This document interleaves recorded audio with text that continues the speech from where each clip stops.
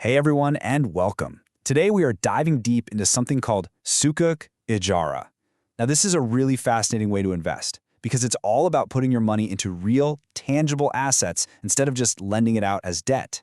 It's an idea that's really picking up steam around the world, and we're going to break down exactly how it all works. So, let's kick things off with a big question. Imagine you want to earn a steady income from something real, say a building, or maybe some heavy machinery, or even a fleet of aircraft. But, and this is the key part, you want to do it without getting involved in interest-based loans. How on earth would you structure that? Well, that is the exact problem that Sukuk Ijarah is designed to solve.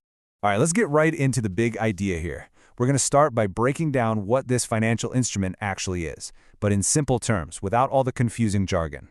At its core, a Sukuk Ijarah is basically a certificate that proves you own a little piece of a specific physical asset. And when I say asset, I mean things you can actually touch, like real estate, planes, you name it. And because you're a part owner, you get a share of the income that asset makes from being rented out. Now, this is a huge difference from a conventional bond. See, with a bond, you're just a lender getting paid interest. Here, you actually own something, and your earnings come directly from its rent. You can really boil the whole thing down to this golden formula. It's the basic DNA of a Sukuk Ijarah. First, you have a real asset.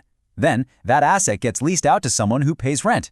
Third, that rent money is collected and paid out to you, the investor. And finally, when the lease is over, you get your original investment back.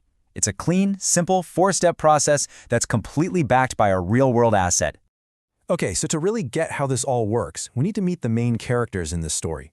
Just like any financial structure, there are a few key players involved, and there are three you absolutely have to know.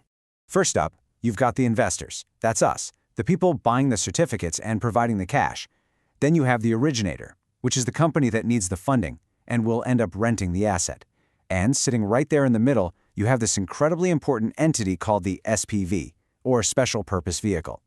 Let's take a closer look at what that is. This is truly the best way to think about the SPV. It's basically a separate company set up for one job and one job only, to own the asset and manage this whole transaction. It acts as a protective shield. It legally separates the asset from the company that's using it, which means if anything were to happen to that company, the investor's asset is kept safe and sound, locked away inside this legal container. So here's the really clever part. The originator gets the funding it needs by selling an asset, but it doesn't actually lose access to it because it immediately leases it right back. It's a fantastic way for a company to raise capital using its own assets without having to take on traditional debt. And for us as investors, it creates a very clear stream of rental income. All right, let's put all the pieces together and see this thing in action. We're going to walk through the most common type of structure, which is called a sale and leaseback, and map out the entire journey from start to finish. So it all starts with step one, subscription. We, the investors, buy the certificates, and all our money gets pooled together inside that SPV. Then comes step two, and this is absolutely critical. The SPV takes our money and legally buys the asset from the originator. It has to have clear title, it has to own it. And only then, in step three, can it turn around and lease that very same asset back to the company, which is now called the lessee. And here's the second half of the journey. This is where the income actually gets to you. In step 4, the company using the asset starts paying regular rent to the SPV. In step 5, the SPV does its job and passes that rental income along to us, the investors. This just keeps going like clockwork until we get to the end of the term, which brings us to step 6, redemption. The original company buys the asset back, and the SPV uses that money to return our initial capital to us. And just like that, the cycle is complete. Now that we've seen all the steps, let's do something really simple. Let's just follow the money. Sometimes seeing the path the cash takes is the easiest way to make a concept like this click and become crystal clear. First things first, it starts with you, the investor. Your investment capital flows from you, and it goes into that special legal container, the SPV. Next up, the income stream begins. The company that's leasing and actually using the asset, the lessee, starts making its regular rent payments. That cash flows from them directly to the SPV.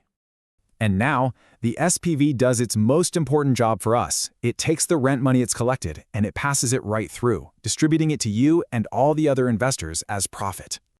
And finally, when the whole thing is done and the lease term is over, the last piece of the puzzle falls into place.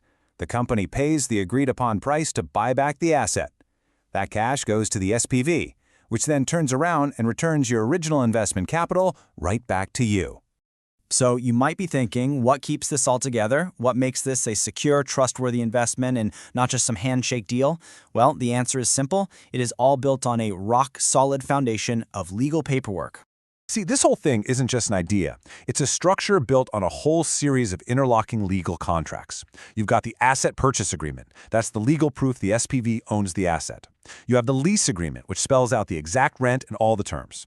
The purchase undertaking is also super important. That's the legally binding promise from the company to buy the asset back at the end. And you'll always see a Sharia compliance certificate. This confirms that a board of independent scholars has reviewed the entire structure and verified that it follows ethical Islamic finance principles, like the strict prohibition of interest. Every single step is documented and legally enforceable, which makes the whole process transparent and secure. So, as we wrap this up, it really leaves us with a pretty fascinating question. You know, in a world where more and more investors are looking for transparency, for a real connection to the actual economy, could this model, an investment backed by a real asset, earning income from rent, be a bigger part of the future of finance? It really makes you think, doesn't it? Thanks for joining me for this explainer.